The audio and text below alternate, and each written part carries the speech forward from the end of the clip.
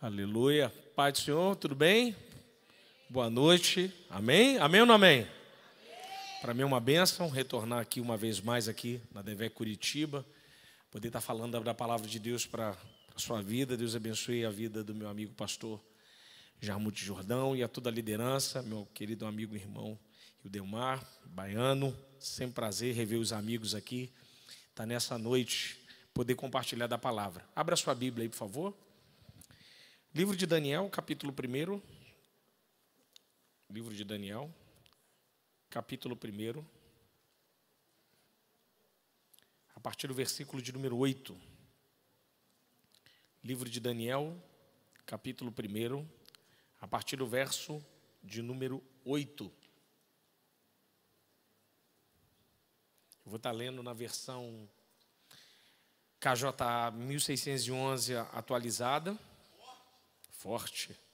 Bíblia nova, né? Tem que aproveitar para Editora Central Gospel, ó. Lançada agora na Islavec. Muito boa essa Bíblia. Essa Bíblia tem uma diferença que a página dela é amarela, né? Não cansa a vista. A maioria das Bíblias são páginas brancas. Então, quando você lê contra a luz volta e cansa a vista. Página amarela, para quem é rato de biblioteca. Então, está acostumado com a questão de leitura, principalmente de páginas assim. Então, a página amarela ela não cansa, já é uma ajuda considerável. Todos encontraram? Digo amém? Amém? Vou esperar vocês encontrarem aí. Daniel, capítulo 1, verso de número 8. Daniel, porém, decidiu no seu coração não se tornar impuro, consumindo as iguarias do rei, nem com vinho especial servido à mesa real. E solicitou ao chefe dos oficiais permissão para abster-se daqueles alimentos.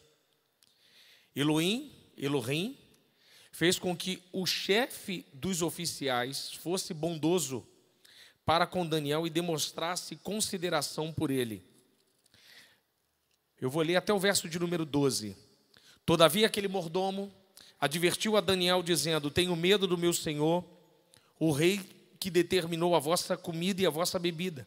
Se ele achar os vossos rostos mais abatidos dos que o dos outros jovens da vossa idade, o rei poderá pedir a minha cabeça por vossa causa. Então Daniel disse ao encarregado designado pelo chefe dos oficiais para cuidar de Daniel, Ananias, Misael e Azarias: peço-te que faças uma experiência com teus servos por 10 dias, dando-nos apenas legumes para comer e água para beber.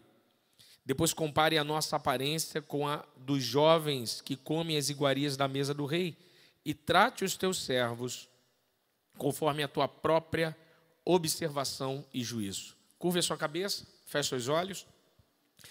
Deus bendito, louvamos o seu nome e te agradecemos, Pai, na beleza da sua santidade. Te exaltamos porque o Senhor é bom e a sua misericórdia dura para sempre.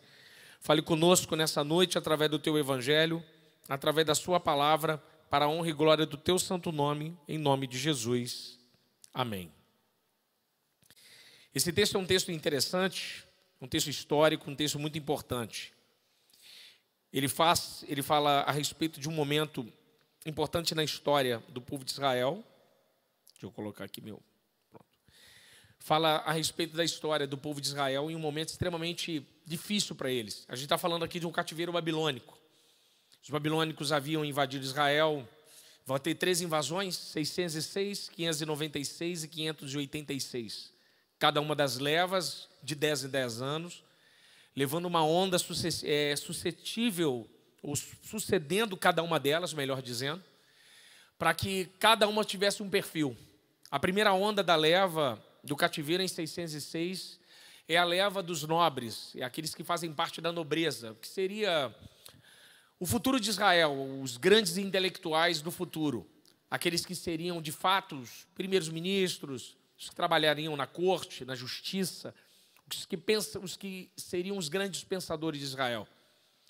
Nabucodonosor, então, nessa primeira leva, ele vai levar esses nobres, essas mentes pensantes, esses homens e mulheres, esses jovens, que seriam de fato a estrutura do pensamento de Israel. Essa primeira onda, Daniel e os seus amigos vão. Ezequiel, da sua Bíblia, ele vai na sua segunda leva. Ezequiel pertence à segunda leva, 596. 586 é uma outra leva, é os remanescentes mais que tentaram fugir das duas primeiras. E quem fica na terra são os pobres, os que não têm nenhum tipo de ponto de vista de crescimento para a cultura que fosse aproveitado para Nabucodonosor e da Babilônia. Quando você lê Neemias, ele diz assim: quem estavam na terra? Os pobres estavam na terra, habitando nela. As pessoas, os miseráveis, a terra estava completamente largada. Daniel, quando chega nesse cativeiro, Daniel tem 17 anos de idade.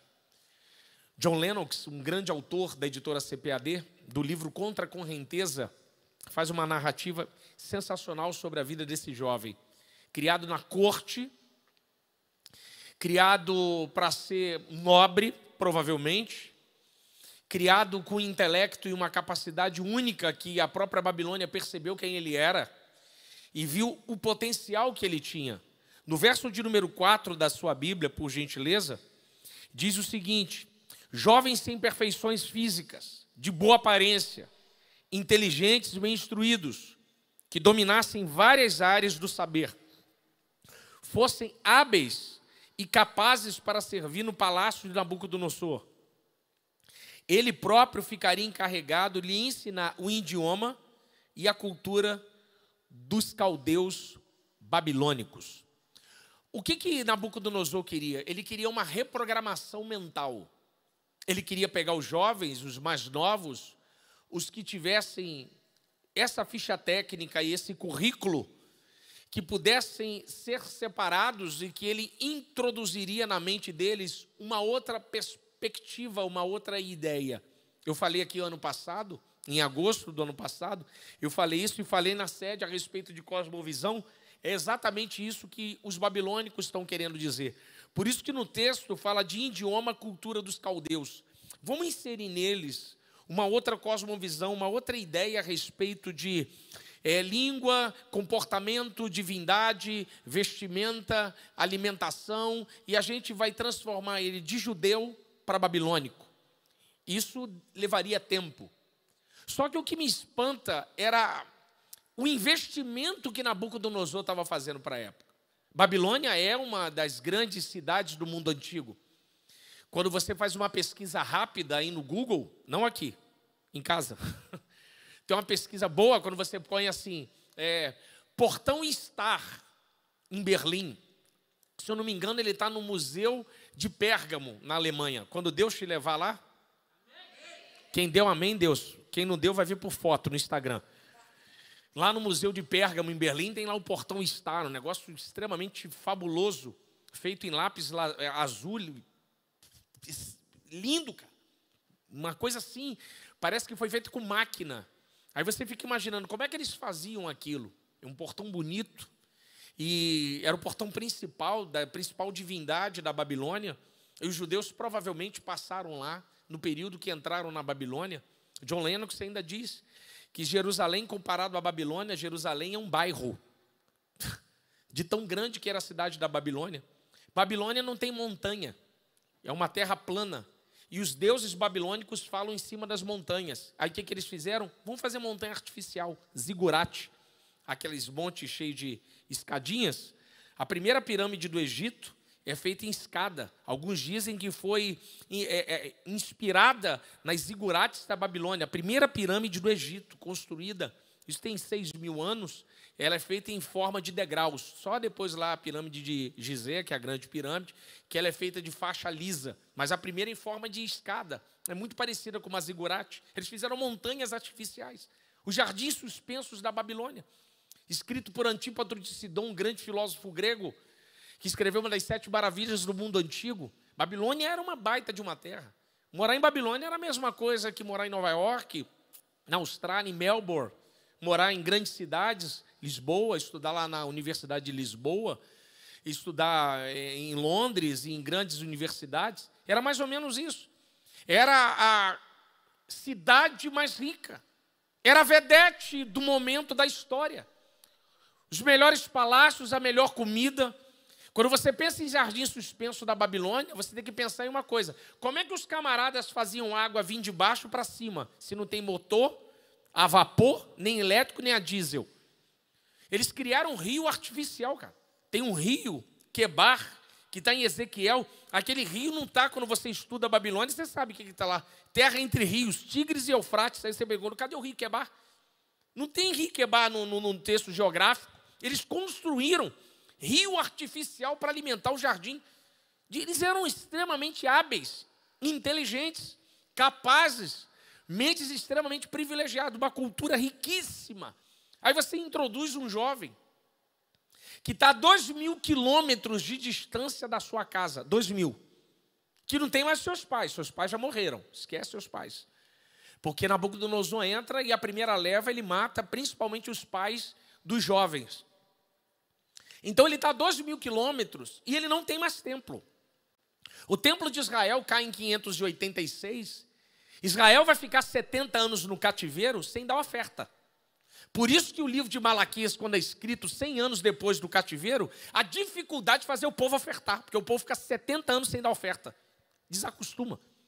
O povo, quando volta para o cativeiro, Neemias manda reunir o povo e diz assim, só quem entenda e saiba o idioma hebraico, que as pessoas tinham esquecido.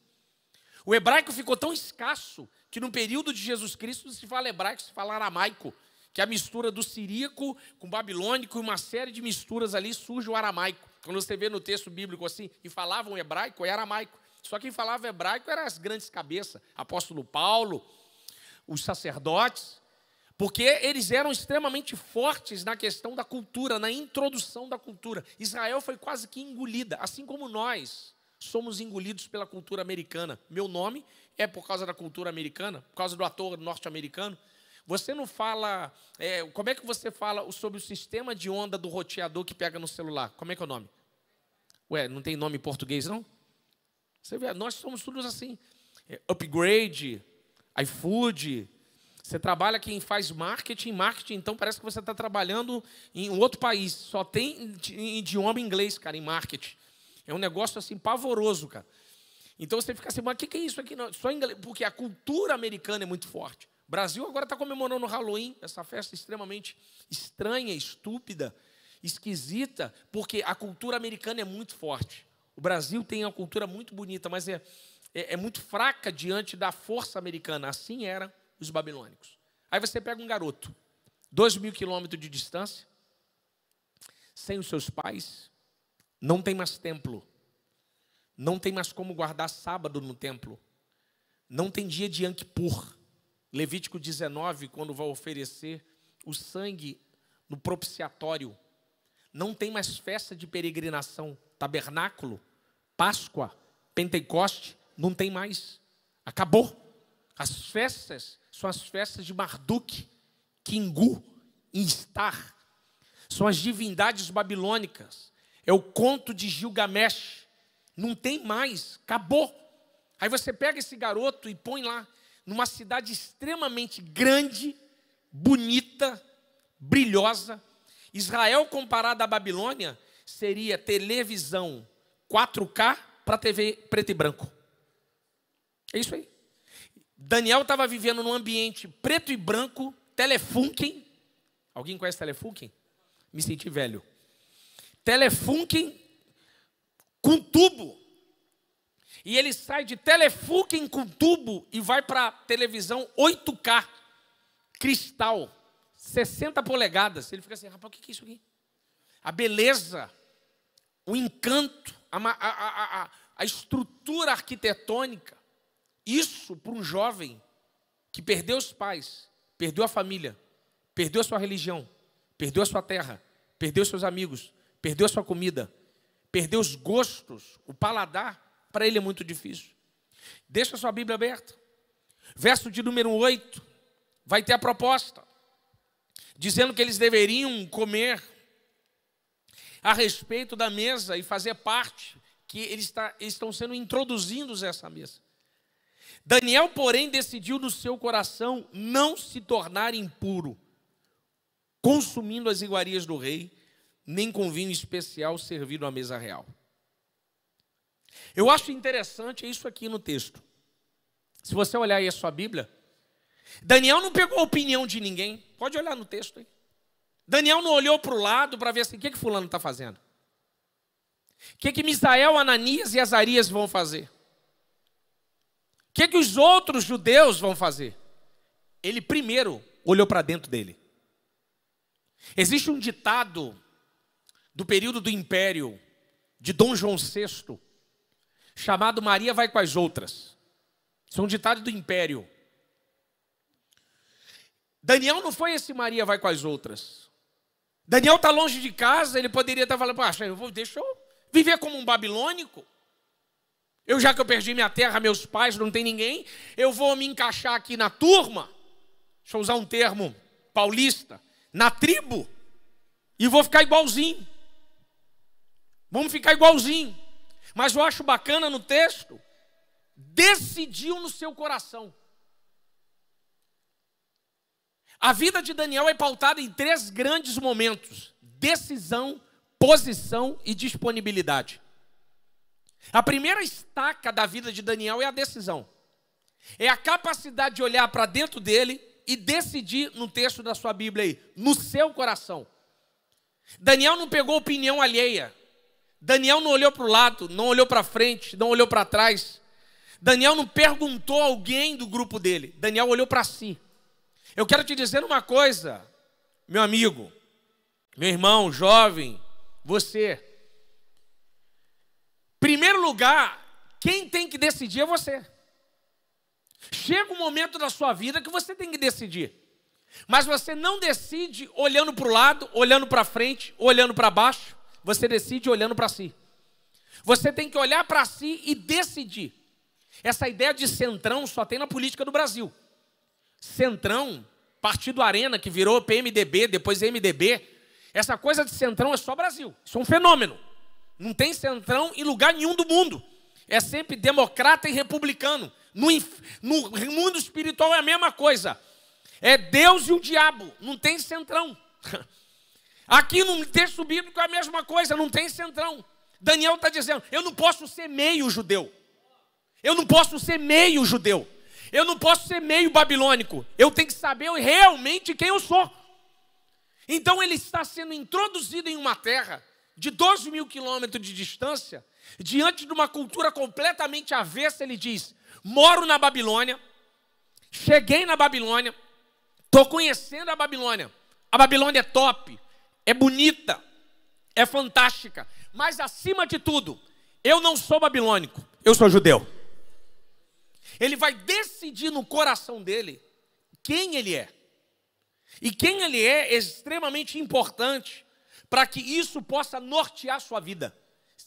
A primeira grande pergunta de Deus para Adão, Gênesis 3:9. Adão, onde estás? Ele vai fazer 3 perguntas. Onde, quem e que? Onde estás, Adão? Quem te mostrou que estavas nu? Vou ficar só nas 2 primeiras. Onde e quem? Quando você não sabe aonde você está, ou melhor, quando você está longe do onde de Deus, você não sabe quem você é. Adão estava longe do onde de Deus, então ele perdeu a sua identidade. Ele não sabe quem ele é. Daniel estava longe de Jerusalém, mas não estava longe do onde de Deus. E ele sabia quem ele era. Aleluia! Não importa aonde você vá. Você pode aqui, eu quero ser aqui, profeta aqui para você, para essa geração. Que Deus te dê oportunidade para você fazer um doutorado fora do país. Você faça um mestrado fora do país. Que você estude, descubra uma patente e que o seu nome possa, em nome de Jesus, fazer parte da história. Como aquele que foi lá para fora, estudou, descobriu uma patente, veio ao Brasil e cresceu muito. Mas não importa aonde você vá, mas que você sempre esteja no centro da vontade de Deus. Daniel estava completamente longe de Jerusalém, mas ele sabia quem ele era. Propôs em seu coração, decidiu. Deus nos chama para decidir quem realmente nós somos. O que verdadeiramente está no nosso coração. quem realmente somos. Somos cristãos? Somos meios cristãos? Somos evangélicos? Somos adoradores ou somos cantores? Temos fé ou temos emoção? Emoção e fé é muito parecida. Só que uma salva, a outra não. Quem você é? Quem é você no seu coração? Eu gosto muito de herói. A gente estava conversando lá sobre Batman. Meu herói preferido.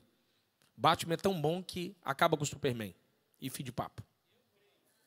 Não vem discutir, não. Vai dar ruim.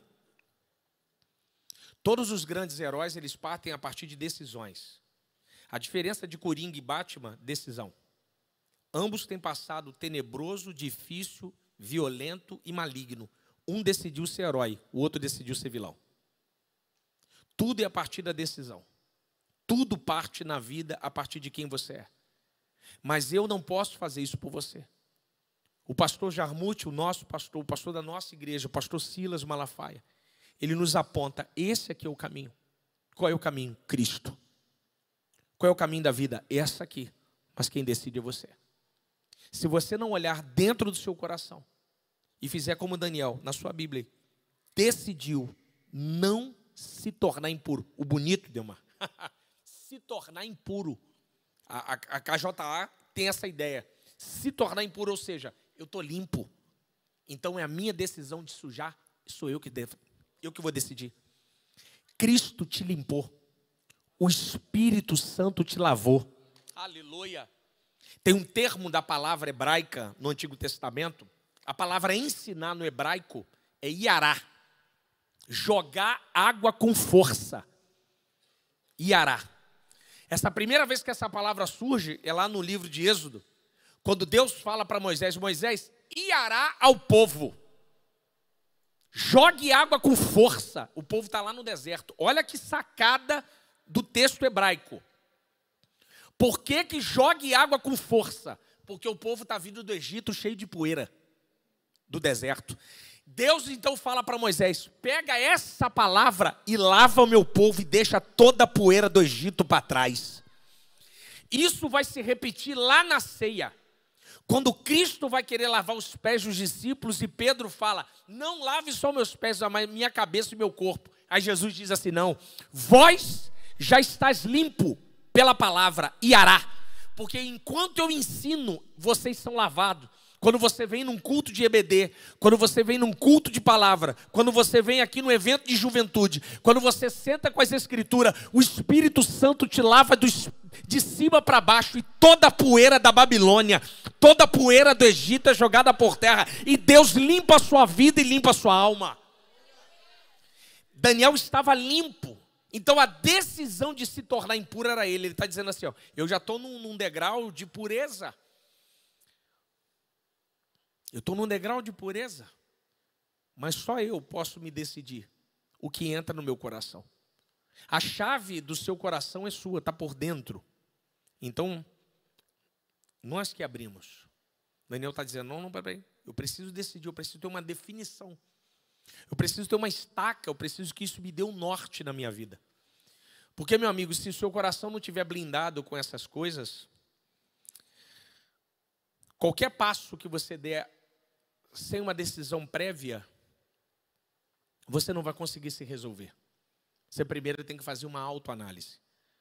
Existem 7 julgamentos na Bíblia, 5 escatológicos, 2 estão fora. O primeiro grande julgamento é o julgamento contra o pecado. Jesus julga o pecado e o vence na cruz do Calvário. O segundo julgamento é o julgamento da ceia. Examine-se, pois, o homem a si mesmo. Os 5 outros julgamentos é o julgamento de Apocalipse. Um dia eu venho aqui e conto sobre os 5 julgamentos do Apocalipse. Está lá no texto sagrado. Mas os 2 fora do texto são esses. O julgamento da ceia, só você pode se julgar. Examine-se, pois, o homem a si mesmo, antes de comer o pão e antes de beber o cálice. Aí ele vai falar sobre o julgamento, que nós devemos nos julgar. É exatamente o que o texto está dizendo aqui. Daniel, ele vai fazer uma autoanálise, um julgamento. Ele vai pôr na balança toda a sua vida. É claro que ainda que seja pouca, em 17 anos de idade, mas para ele enfrentar toda aquela cultura reversa, toda aquela reprogramação mental que estava vindo contra ele, ele precisava ter o seu coração blindado. Porque se isso não tivesse muito definido na sua vida, em um ano ele estava falando caldeu. Em um ano ele já estava dizendo, Marduk bendito é o que vem.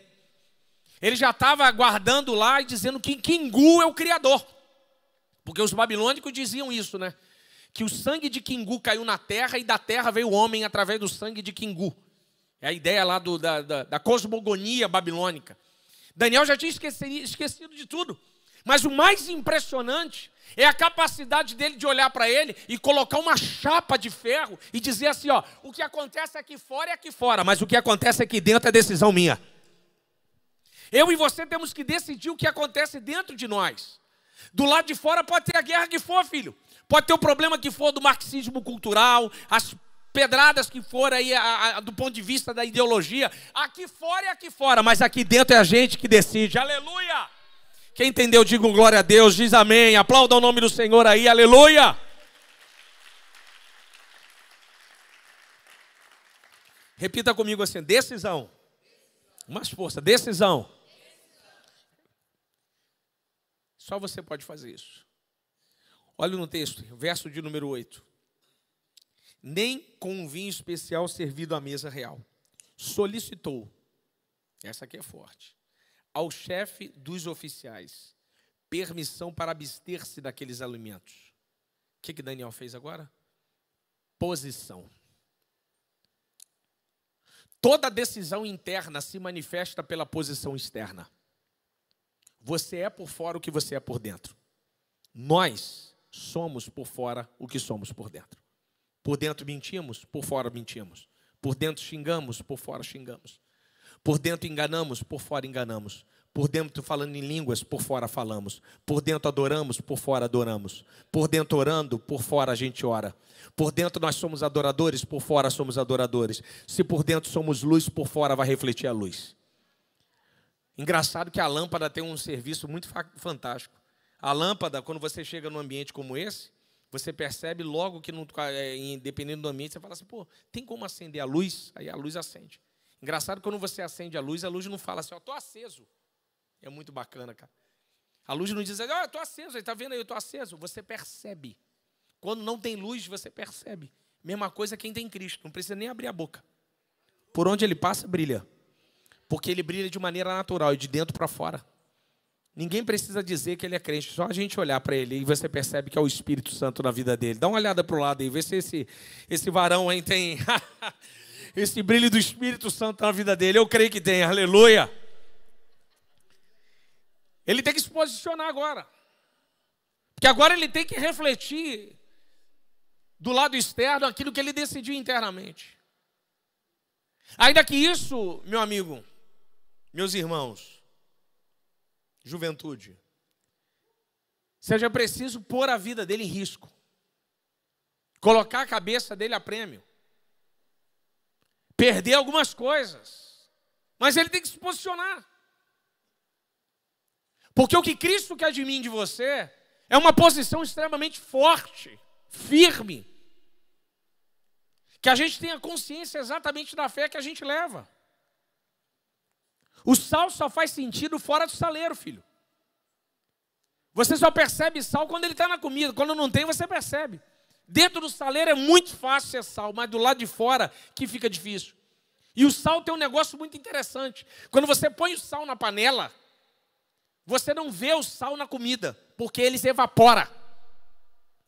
O sal é exatamente isso. Essa é a ideia. Eu e você não vamos aparecer. Nós vamos evaporar.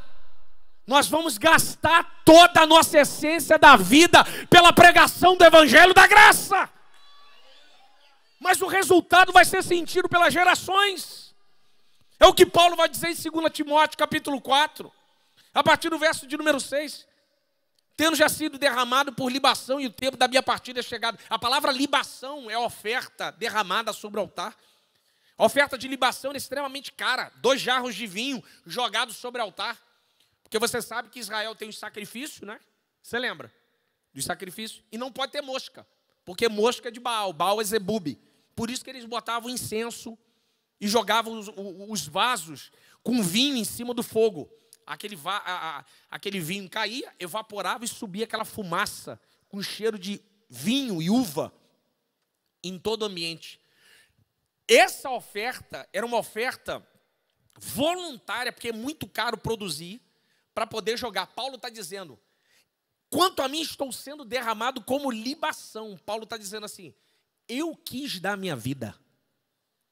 Eu ofereci a minha vida, como sendo derramado. O termo grego vai dizer aos poucos. Paulo está dizendo, toda a minha vida, gota a gota, eu dei no altar até evaporar. E quando ela evaporou, ela subiu, aleluia. Eu me doei inteiro para o altar, aleluia. É isso que Paulo está querendo dizer. Eu me posicionei. É o que Daniel está dizendo. Quando ele chega para o chefe do rei, solicitou o chefe dos oficiais permissão para se abster daqueles alimentos. Isso aqui é... Daniel chega, jovem, novo, 17 anos, e fala assim, olha, isso eu não posso comer não. Isso eu não posso comer não. Eu não posso participar disso aí não, porque isso aí não me pertence. Eu sei que você e eu temos parte em alguns grupos, ciclos, amigos, colegas, mas nem tudo que eles comem você pode comer. O filho pródigo, ele volta para a casa do pai, não é com a saudade do pai primeiro. Primeiro ele lembra do que é servido na mesa. Muitos trabalhadores do meu pai comem pão com fartura e eu aqui padeço de fome. Porque quem se acostumou a comer na mesa do pai não está acostumado a comer na mesa do porco. Ele fala assim, rapaz, isso aí eu não posso comer não. Tem muita gente que volta, porque foi lá fora, achando que lá fora serve a mesma comida que aqui dentro. Mas não serve não, a comida aqui vem do céu e a de lá vem da mão dos homens. O que cai aqui, Deus sabe exatamente como te saciar. Lá fora, eles não conseguem. Então, meu irmão, coma o pão do céu sobre a sua vida e saia daqui saciado em nome de Jesus. Daniel vai se posicionar. Ele fala, cara, eu não posso comer isso não. Você não pode ter vergonha de uma decisão que você tomou com Deus no secreto, se posicionar no externo. Não, mas o que tem? Só a pornografia. Não, não posso não. Posso com isso não. Cara, ninguém vai ver não. Pô, pega essa grana aí. Não, não. Deus está vendo. Você é bobo, filho. Eu sei qual é a decisão que eu tomei. E essa posição é a minha posição. Ah, pastor, mas eu vou perder meus amigos. Então eles nunca foram seus amigos. Nunca foram. Os 10 leprosos, quando são curados, o texto diz lá, entre Samaria e Galileia, Lucas 17, 11, Jesus está no meio. 9 são israelenses, judeus. 1 é samaritano.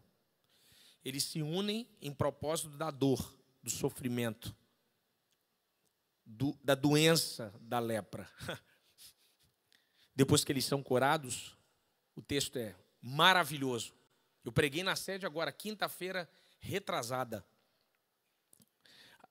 antes da Islavec. Eu ministrei esse texto lá na Quinta da Vitória, lá na sede. Aí eu falei sobre isso. Os 10 são curados, mas o 10º, o samaritano, o texto diz assim, e voltou, dando glórias a Deus em voz alta. Aí quando ele chega e Jesus pergunta a ele, não eram 10 os que foram curados? Onde estão os 9?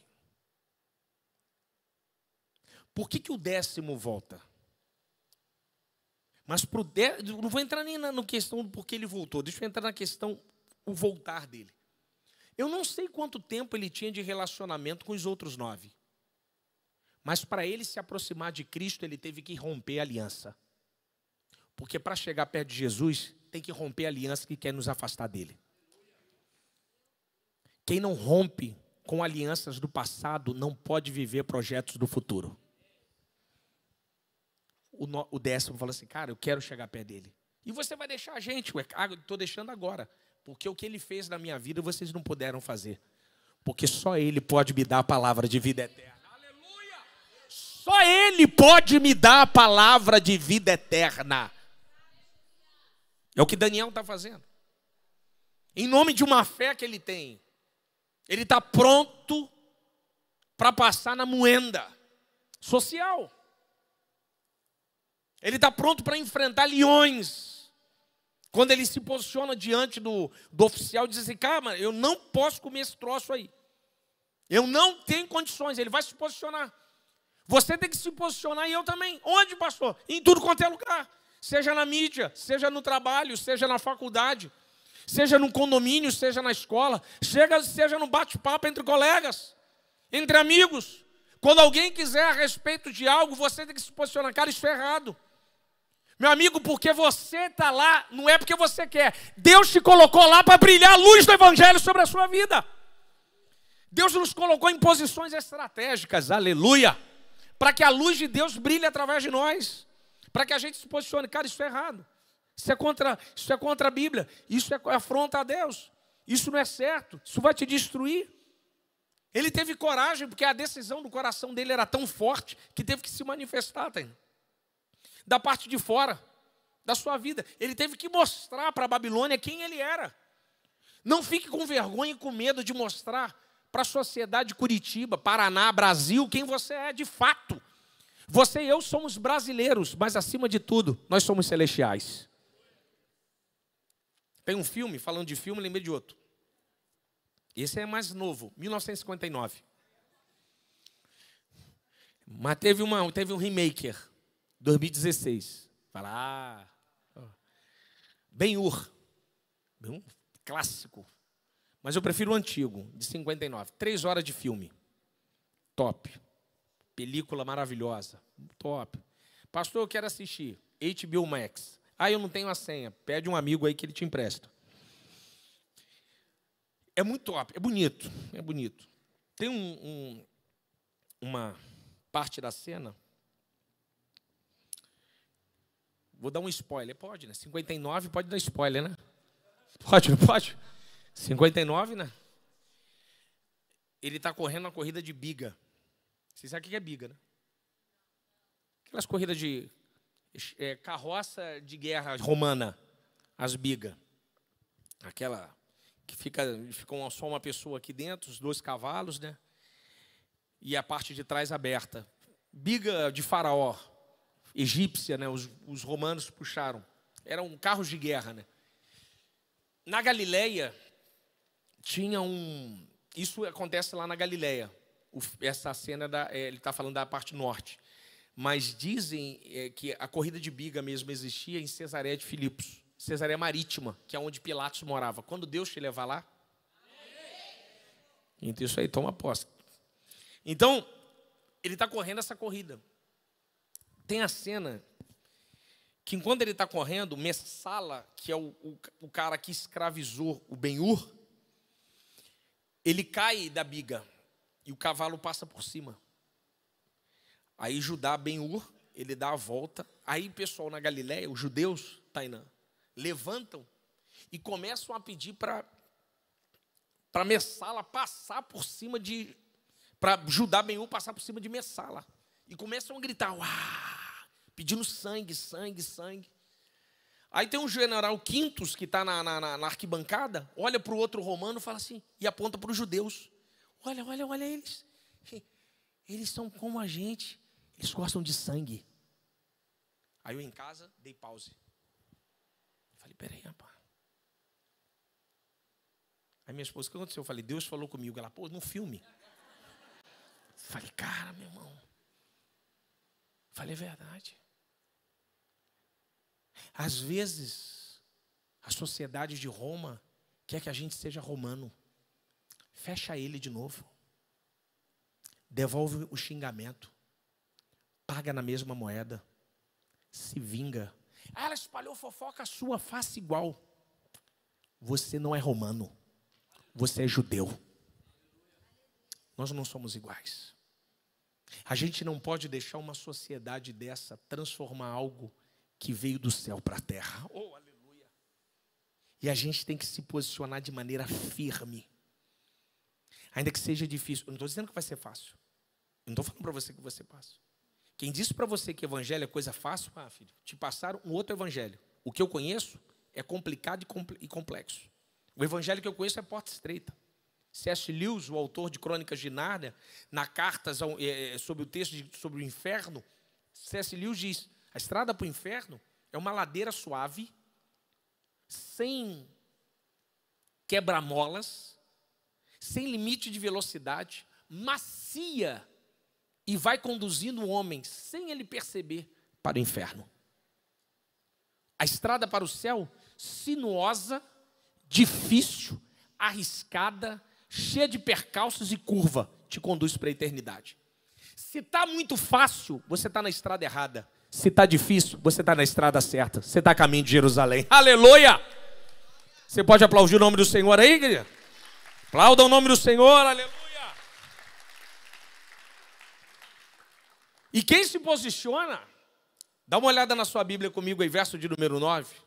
Diz assim o texto: Elohim, em outras versões, Deus, fez com que o chefe dos oficiais fosse bondoso para com Daniel e demonstrasse consideração por ele.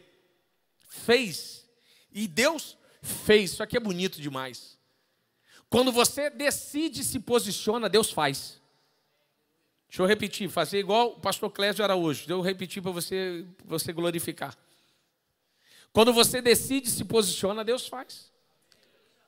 Quando você, dentro do seu coração, toma uma decisão e publicamente se posiciona, Deus está dizendo: você não está sozinho, eu estou junto com você. Aleluia!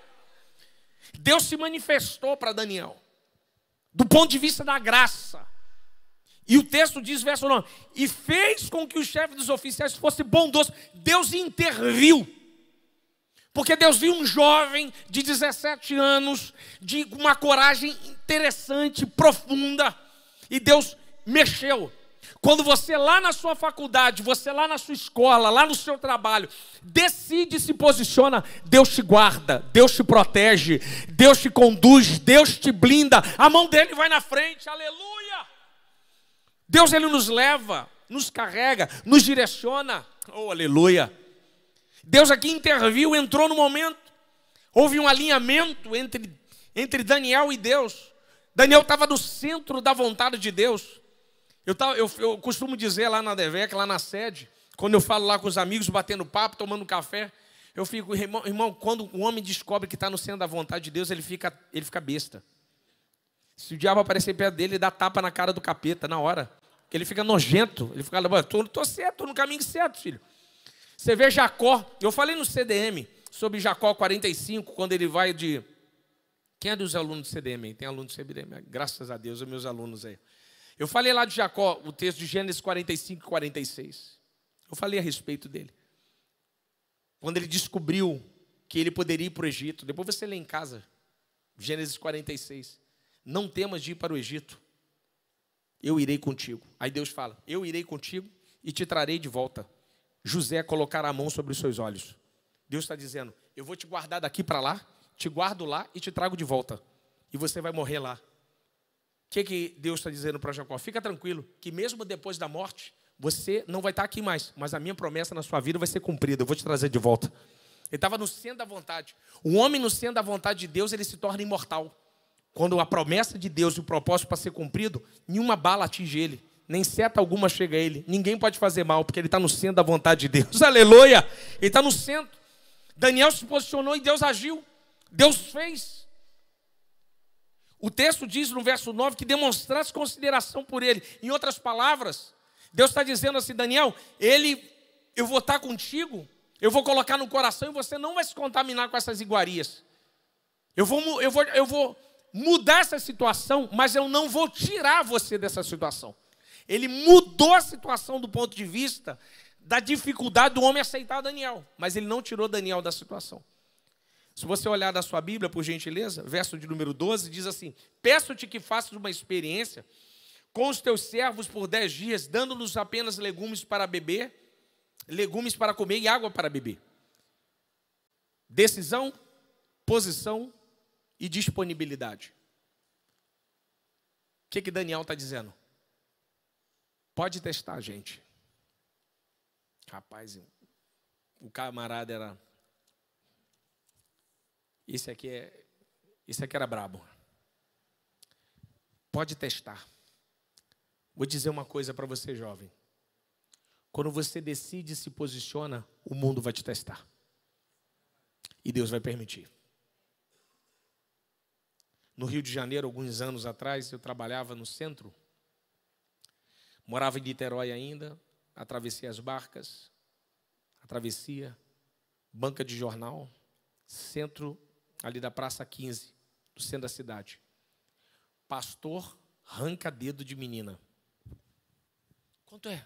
Dá tanto. Me dá esse exemplar aí. Pá, paguei lá.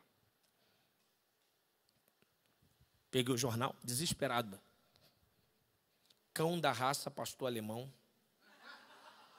Arranca dedo de garota. 13 pessoas enganadas. Falei, miserável, velho. Não podia xingar o jornaleiro porque eu não sou romano. Por que eu comprei o jornal? Pastor. Por que a mídia,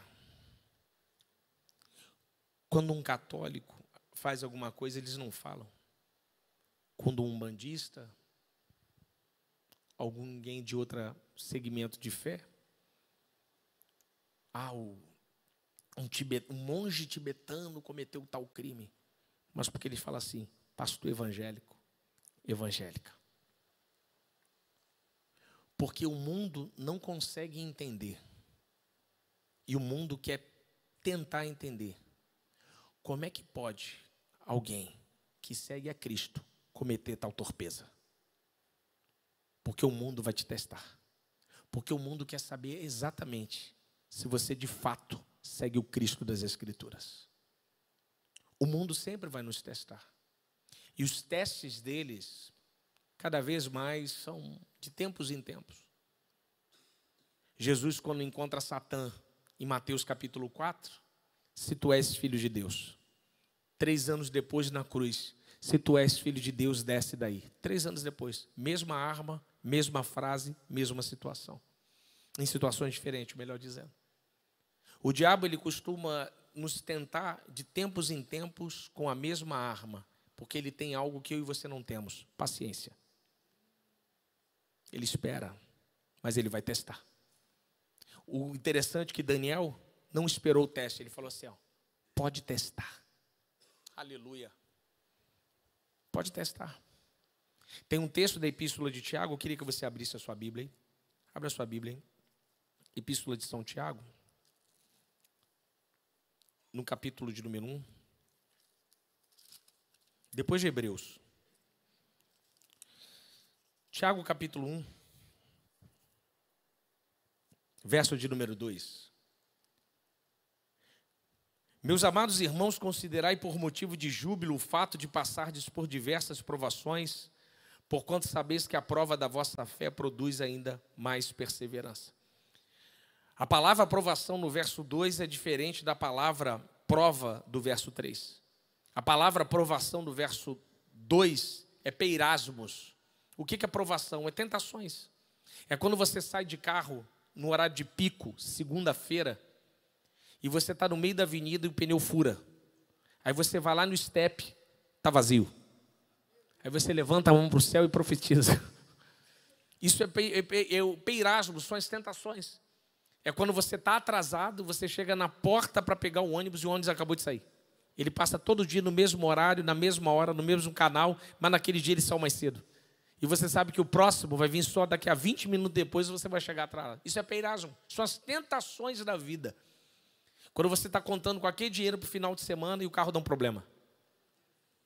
Isso é um peirasmo. Isso é peirasmo, são as situações da vida. São as situações da vida, são os peirasmos. O que Tiago está dizendo para mim no verso 2, por diversas provações, considerai por motivo de júbilo, ele está dizendo assim, cara, glorifica, agradece, exalta, seja feliz por isso. Só que no verso 3, meu amigo, a palavra prova da vossa fé produz ainda mais perseverança.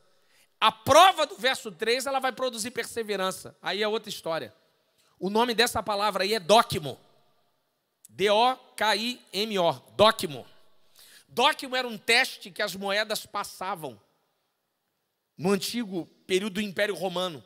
Eles pegavam a moeda, botavam uma moeda assim de ouro e ficavam olhando, será que isso aqui é de ouro mesmo ou é refúgio de metal? Então eles acendiam um fogareiro botava um fogo em alta temperatura e passava a moeda no fogo. Se a moeda evaporasse naquela temperatura, é refúgio, não é ouro, não era ouro. A moeda tinha que passar por esse processo. Se a moeda sobrevivesse à temperatura daquele fogo, era ouro original. Ou senão era ouro de tolo, como dizia William Shakespeare, né? Nem tudo que reluz é ouro, do Mercador de Veneza. Quando passava a moeda lá, aí esfarelou, refúgio, metal, não prestava. Tinha cara de ouro, cheiro de ouro, parecia ouro, brilhava como ouro, mas é refúgio, não aguentou a provação do fogo. Então Tiago está dizendo que existe um momento da nossa vida que o fogo da provação vai ser aceso. Mas aí quem vai decidir testar a gente é Deus. Porque Deus quer passar a nossa moeda para saber se a nossa fé é só de conferência ou se de fato a nossa fé é até a eternidade.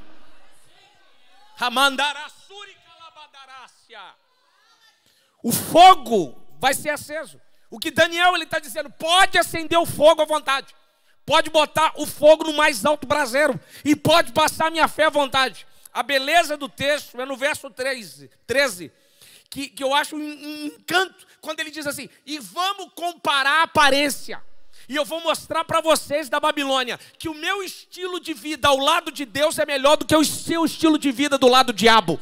Até a minha aparência vai ficar diferente. Meu amigo, a vida que é lavada e remida no sangue do Senhor não precisa nem fazer muita força. Ela se torna diferente. Quem olha para ele reconhece que o Espírito Santo está sobre a vida dele. Reconhece, aparece, reluz, transforma. Daniel está dizendo, pode testar. Isso aqui é fantástico. Meu amigo, o mundo vai te testar. Você pode ir para onde for. Cara, você pode fazer faculdade em Genebra. Você pode estudar em Yale, Harvard. Rapaz, você pode ir lá para a América.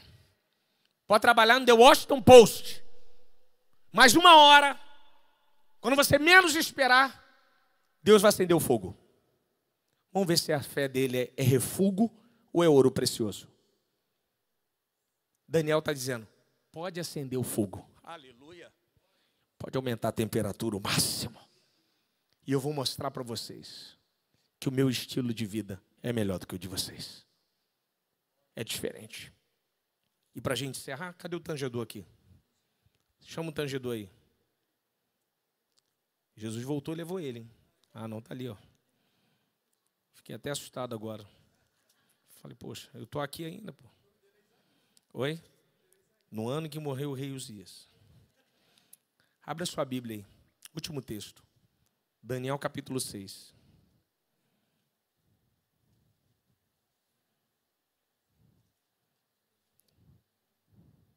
Verso de número 10.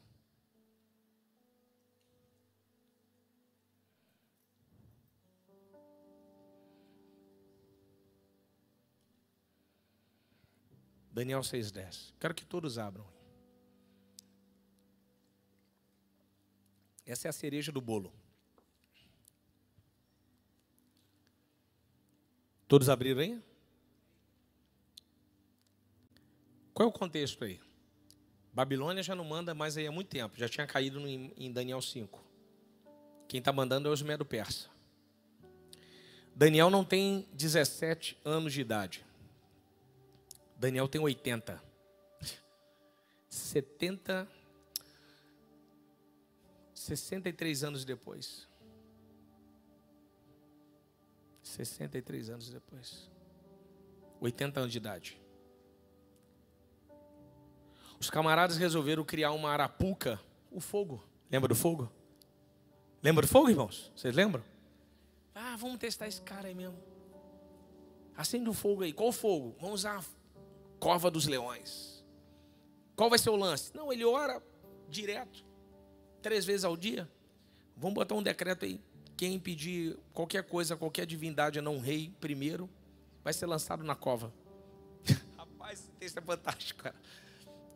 Verso 10. Assim que Daniel soube que o decreto do rei havia sido proclamado. Primeiro, Daniel assinaram a palavra. Qual é a parada aí? Tem um decreto aí, qualquer um que pedir a qualquer divindade a não rei, vai cair na cova. Quando que entrou em vigor? Não foi assinado agora, acabou de sair no Diário Oficial da Babilônia, que foi publicado. Beleza. Olha o texto. Foi para a sua casa. Deixa eu ler ali, ó. Entrou em sua casa e orava.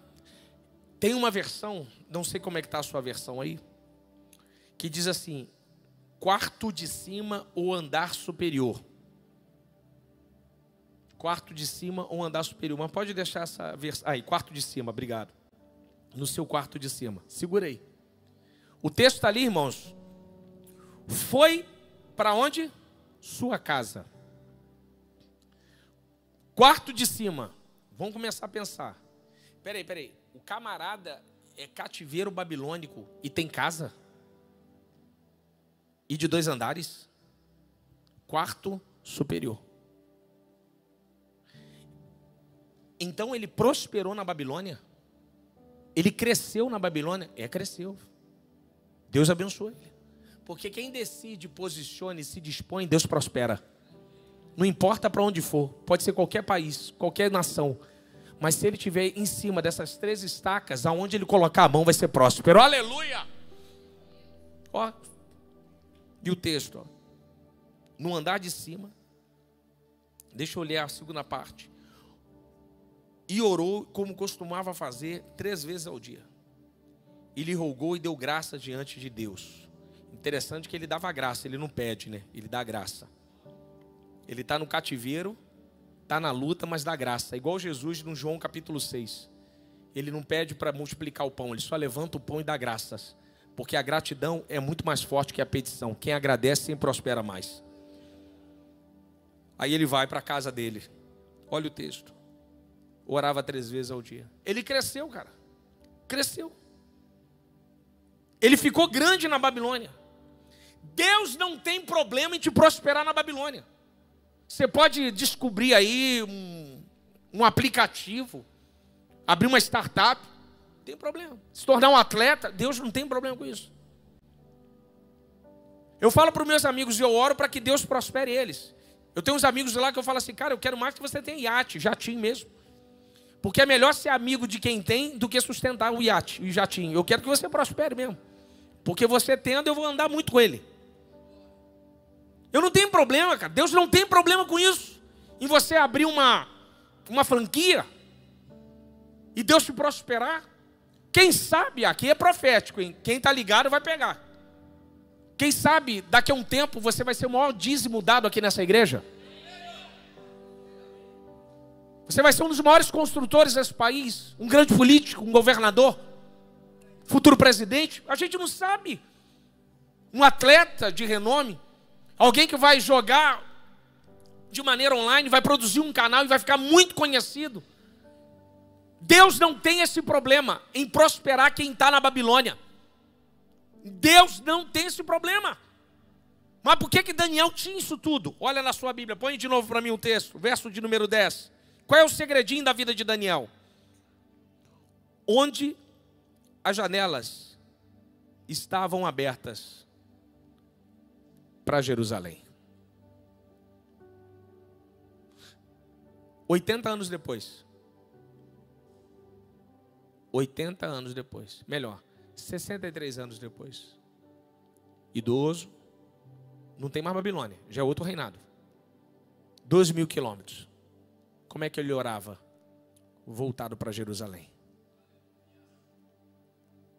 Enquanto a sua cabeça estiver em Jerusalém, Deus te prospera. O dia que você esquece de Jerusalém, as portas se fecham. Babilônia é bonita. Babilônia tem atrações, tem Copa do Mundo, tem comidas boas. Babilônia tem um negócio bacana, interessante, tem arte. Eu gosto de teatro. Fui ver Romeu e Julieta. Fui ver balé, fui ver ópera, fui ver Wagner, Dom Giovanni. Gosto de quadro, assisto, acho encantador, gosto de coisa boa. Mas a minha janela é sempre para Jerusalém. Porque isso aqui é casa de pedreiro. Pedreiro que mora no Nordeste, no Paraná, no Rio de Janeiro. Pedreiro que vai conhecer as cataratas do Iguaçu, Suíça, Alpes Suíço. Pedreiro que esquia em Alpes Suíço. Que pedreiro é? Nós somos pedreiros, trabalhadores. Isso aqui é casa de pedreiro, casa de servo.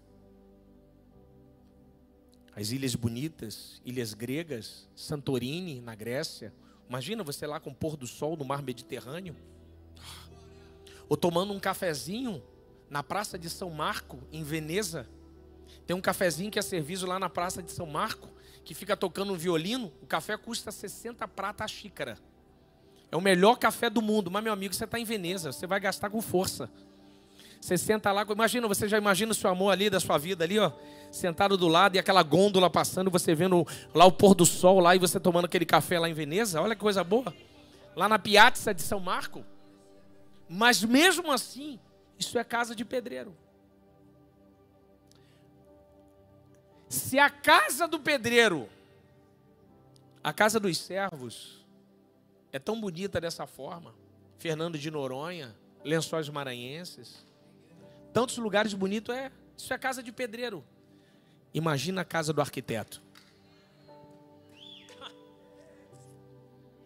Se o arquiteto fez a casa dos servos assim, imagina a sala do trono. Imagina o novo e vivo caminho, aleluia. Vai ficando de pé em nome de Jesus. Você imagina a beleza do santuário, o rio da vida, cristalino azul, a árvore da vida, a cidade, as 12 portas. Daniel, ele cresceu na Babilônia, mas com a cabeça em Jerusalém. O nosso problema é que a gente quer esquecer de Jerusalém para crescer na Babilônia. E alguns estão dizendo assim: não, pastor, eu tenho que trabalhar porque eu não tenho tempo de ir para a igreja. Você está com o pensamento errado, filho. Você está com o pensamento equivocado. Eu estava falando para a Tainã. A gente estava conversando dentro do carro. Eu tenho uns amigos lá na Ásia. Tem um colega que estava passando falando para mim sobre a crise emocional de relacionamento familiar dos japoneses. Para cada um japonês tem 25 vagas de trabalho. Está faltando mão de obra. Então eles estão trabalhando, fazendo hora extra direto. Hora extra é cultura. E por causa disso, famílias estão sendo fragmentadas. O índice de suicídio do Japão é extremamente alto. Extremamente alto. Você fala assim, caramba, como é que pode?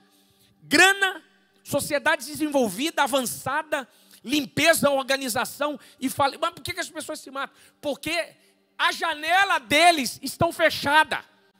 O mundo está trabalhando para si mesmo, acumulando riqueza, mas com janela fechada. A minha e a sua diferença é essa. Eu e você trabalhamos, mas não com uma ideia para nós. O nosso trabalho é para glorificar o Deus, o Criador dos céus e da terra. Que a sua janela esteja aberta para Jerusalém. Que tudo que você faça sempre olhando para Jerusalém, olhando para lá. Ah, não, pastor, olha, eu passei no concurso, mas louvado seja o nome do Senhor. Aleluia. Sempre aberta para Jerusalém. Nunca deixe as coisas dessa terra tirar o seu foco de Cristo. Feche seus olhos em nome de Jesus, enquanto o ministério vai estar cantando aqui bem baixinho. Eu quero orar por você. Pedir para que Deus te abençoe, te dê equilíbrio. Que Deus te ajude. Que você decida, se posicione